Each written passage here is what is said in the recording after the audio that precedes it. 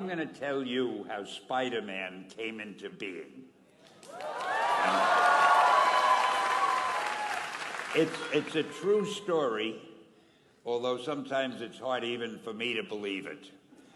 But we had already done the Fantastic Four and I think maybe the X-Men. I can't remember the order, but my publisher came to me and he said, "Stan, I want you to come up with another superhero." So I said, okay, and I went home, and when my publisher said do something, I'd better do it because I wanted to keep my job. I thought, what can I come up with now? And the most important thing in a superhero at first is the superpower. Once you get that, everything else comes along. So I thought, what power will I give a new guy? And I saw a fly crawling on the wall. And I said, hey, if I could get a superhero that could stick to walls and crawl on them, man, that would be cool. And no, I'm lying to you.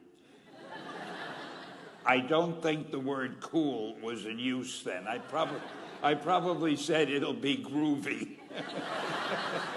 I'll never lie to you.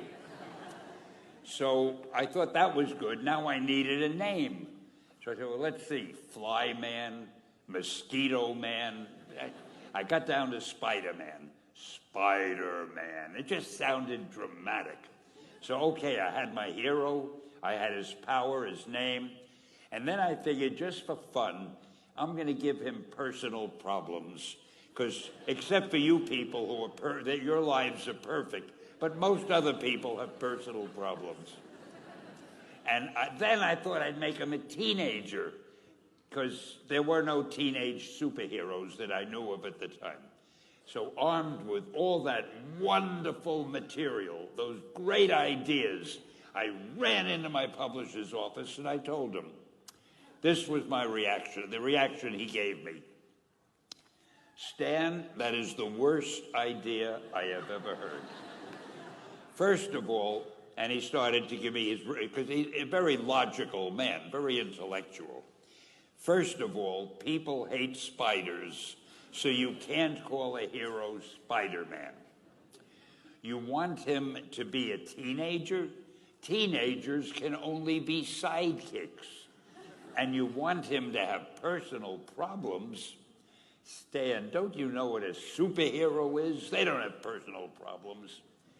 Well, I left the office disappointed, but obviously a much wiser man. And I couldn't get Spider-Man out of my system. So we were about to kill a magazine. I think it was called Amazing Fantasy. It wasn't selling well, and we were sending the last issue to press. When you do the last issue of a magazine, nobody cares what you put in it because the book is dying. Just to get it out of my system, I put Spider-Man in Amazing Fantasy, featured him on the cover, forgot about it. A month later, all the sales figures came in. My publisher came racing into my office. Stan, you remember that character we both loved so much, Spider-Man? He said, let's do him as a series. Now, why am I telling you this? Besides the fact that I have to kill a little time.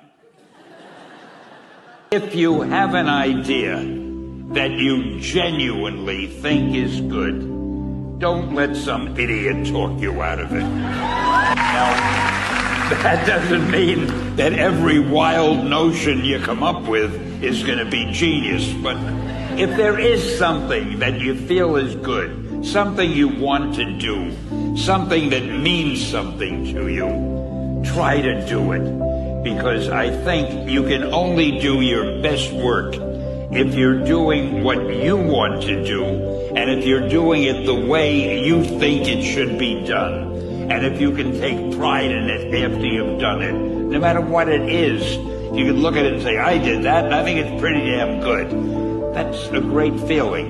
So don't let idiots talk you out of something that you think is good.